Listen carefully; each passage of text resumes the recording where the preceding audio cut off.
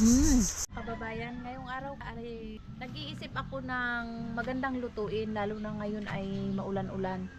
Pupuntahan ko yung aking ate at tatanungin ko kung anong masarap na ulam at aming lulutuin para sa inyo mga kababayan.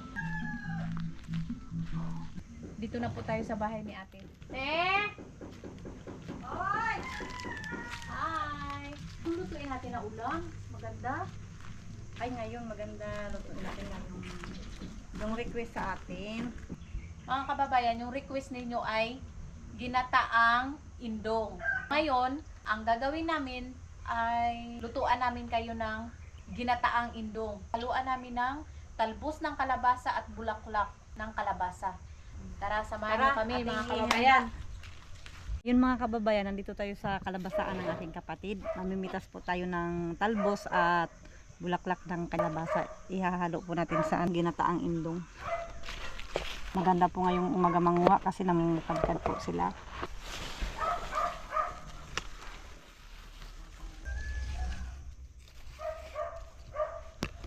Dadamihan po natin ang ating pagkukuha ng mga talbos para po mas masarap, masustansya pa.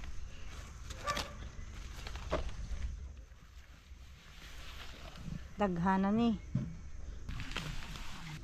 Kukuha lang po tayo ng sapat. So, mga kababayan, ito na po yung request ninyong indong. Ito po. Uumpisahan ko na po itong tadtad mga kababayan.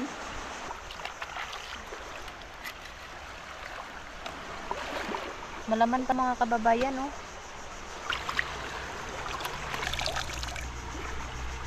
Mga kababayan, ipahanda na po natin ang ating mga sangkap sa ating lulutuing ginataang indong. Ito po ang ating sili at meron din pong suka para hindi po siya malansa. Ito naman po ang ating pampabango. Kamangi po ito sa amin, sangig kung sa Bisaya. At ito naman po meron tayong luya, bawang, paminta. Ito naman po ay talbos ng kalabasa. Higit sa lahat, ito po ay pangpasarap at masustansya po ito.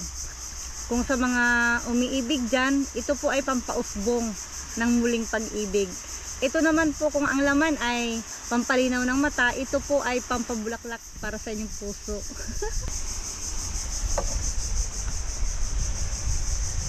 Para po sa nag-request ng ginataang indong, sasarapan po namin.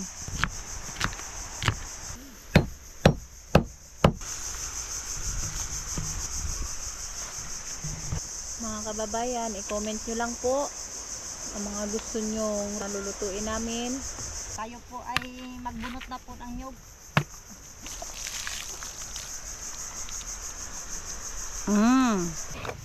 Atin ang dadalihin mga kababayan ang ating nyug. Ngayon naman mga kababayan, ilalagay na natin yung ating mga sangkap para maluto na yung ating paksiw na indong. Ating umpisahan na po ang ating paglalagay sa kaldero. Nilagyan ko na po siya ng luya, bawang at tanglad. At ilalagay ko rin po yung pampatanggal ng lansa po, yung kamangi o sangig sa Bisaya para wala po talagang lansa. At ito po, sibuyas at luya. At ito po mga kababayan, lalagyan ko rin po kaagad ng paminta.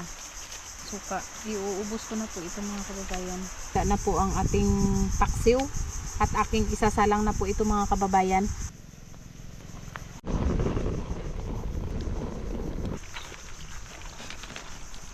Talagang nuot sa asim at gata ang ating indong.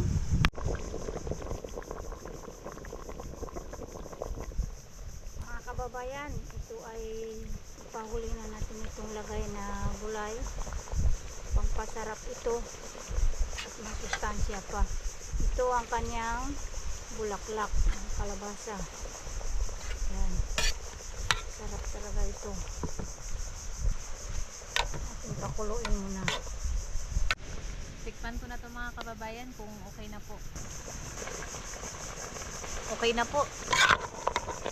Aking tatanggalin na po.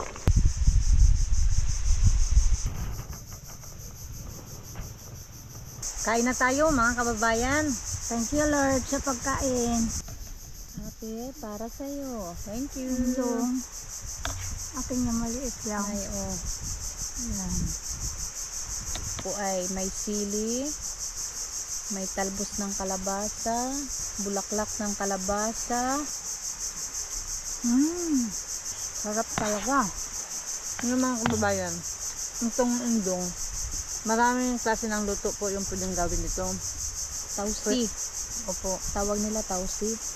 Tapos, pwede mo siyang ibilad, prituhin, pwedeng sariwa, prituhin, taksyo, ganito po, ginataan. Maanghang pala yung sili. Yung iba po, ayaw na lang kumain ito kasi naibahan sila. Pero pag matikman nyo po, siya po ay malinamnam at mataba at malaman. Mananam siya. Yung taba niya, nagadikit po sa balat niya. Ganito, taba niya yan. Yung mga kababayan yung nagustuhan ko sa kanya, yung mga pinong mga tinik tapos may laman. Masarap. Malinamnam siya. Yan may taba-taba po. Shout out mo nga pala yung mga masugid na nanonood ng aming mga video dyan sa Bukana, sa may Iwahig. Shout out sa inyong lahat. Nagkita kasi kami ng isang kababayan natin. Ako'y kanyang nakilala. At siya daw ay akong isa shout out. Shout out sa iyo ate. Dyan sa Bukana, sa may Iwahig. Sa mga nanonood dyan lahat. Kamusta po kayo mga kababayan? I-comment nyo lang po yung mga gusto nyong lutuin namin. Sa nag-request po ng ginataang indong. Talagang napakasarap po kababayan.